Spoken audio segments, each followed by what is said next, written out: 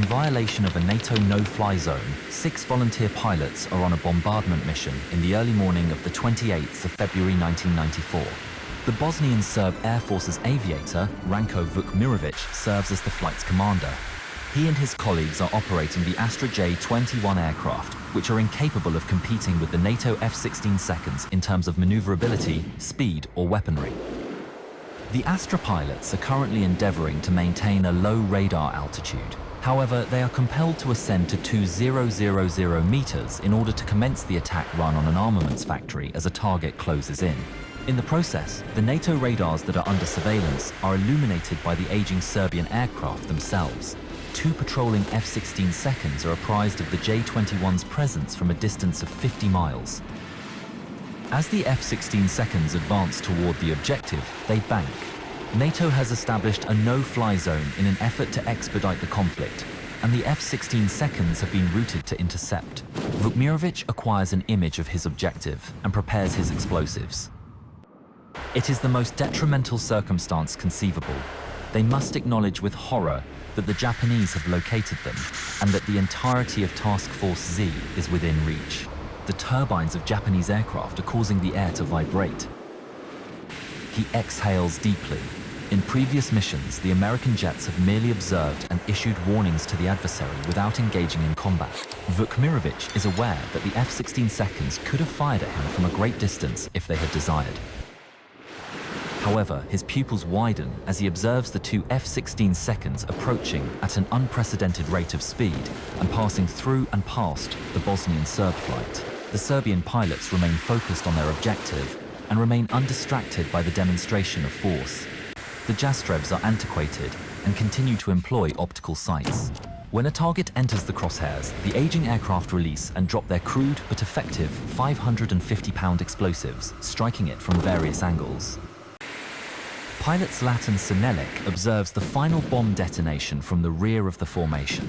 The 6 J-21 Falcons turn back toward their airbase, but their velocity is insufficient to withstand the F-16 Falcons, which close in behind them and align their crosshairs on the formation's very rear. Switching to air-to-air mode, the pilot navigates to his right display computer and selects an AIM 120 missile. The target is indicated by a box on his head-up display. The armaments release button is pressed by the F-16 pilot, who is granted a lock. From the wingtip, the projectile takes flight. The AIM 120 AMRAAM radar-guided missile swiftly approaches its target by firing and locking onto the radar signature of the J-21 inches motion. An enormous flash is observed by Sinelic as he scans the heavens for the Americans. He initially questions whether he has been struck, but he subsequently observes the explosion on his wingman's left side, which promptly tore off half of it. The remaining 5 J-21 Falcons execute a dive for the Earth and flip over. One of the F-16 Falcons pursues them, escorting them through the troughs between the Bosnian hills. Each pair of J-21 Falcons departs independently, leaving Sinelic isolated. He is frightened by the appearance of an American fighter pursuing him as he flies through the terrain, frantically looking over his shoulder. An AIM-9 Sidewinder heat-seeking missile is fired by the F-16. It latches onto Sinelic's heated engines and pursues him across the sky. Sinelic, while traveling at a low altitude, passes over a few electrical transmission wires. The tail of the missile is severed, causing it to detonate in close proximity to the wires and a portion of its vertical stabilizer. However, he continues to fly. Upon reporting the situation, he discovers that his radio is entirely lifeless. Sinelic, who is alone and vulnerable, anticipates a second impact at any moment and glances over his shoulder. However, he observes the F-16 reversing course. He and his wingman, who are now with Mikarevic, race through the valleys, pushing their aircraft to their limits. However, the F-16 continues to reduce the gap with unwavering determination. An additional AMRAAM missile is launched by him, which is directed toward his intended target. Mikarevic is still scanning the heavens in an attempt to identify an enemy fighter when the missile strikes and destroys his wingman. Flames and debris emanate from the Yastreb. He engages in evasive maneuvers once more as the S-16 launches an additional missile. It collides with his engines without hesitation. The fuselage is shredded by the detonation and flames emanate from the hulls.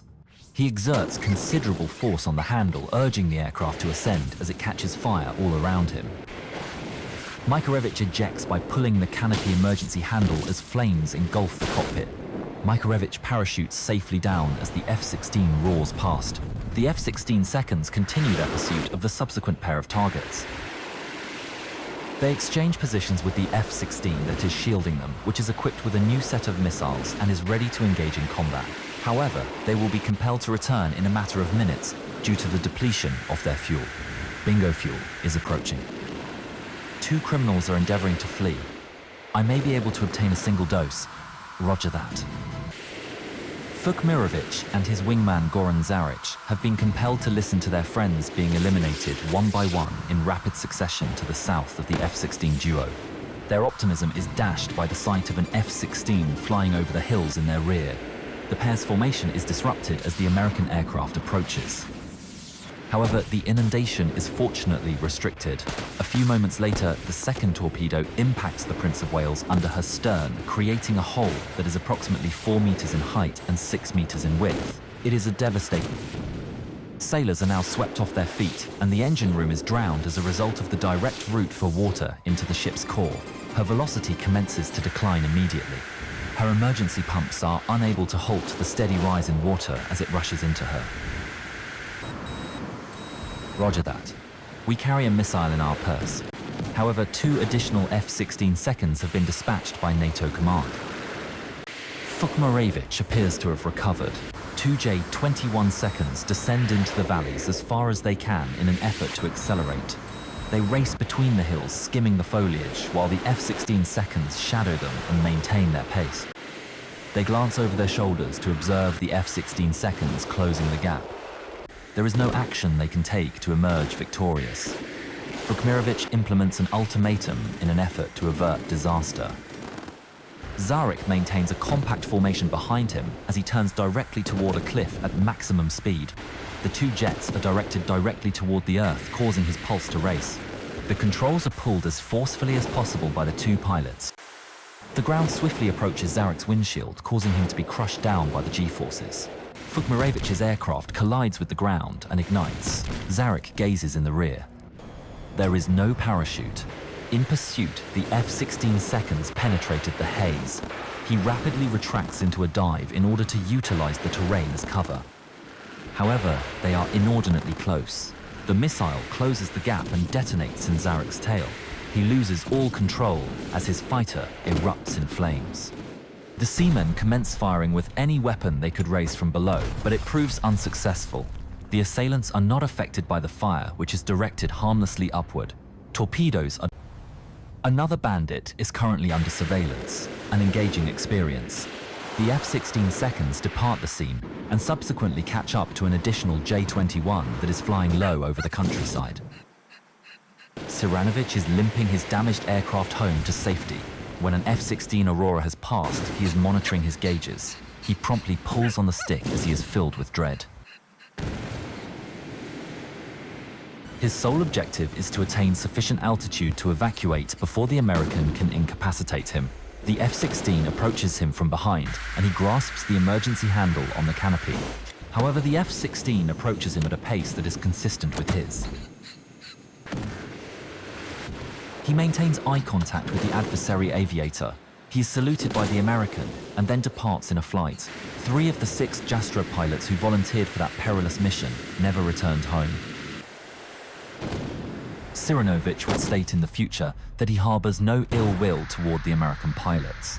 The Banja Luka incident is the term commonly used to refer to this event, which is the first combat engagement in the history of NATO. Stephen Yogi Allen was credited with 1 victory, while Robert Wilbur Wright was credited with 3 victories, the highest tally by a USAF pilot in a single mission since the Korean War. We should pray for their safety if we employ our phone 117 seconds. No one informed us that they were unable to see. View this film to witness the F-117's downing. Thick with dust and the smell of burning.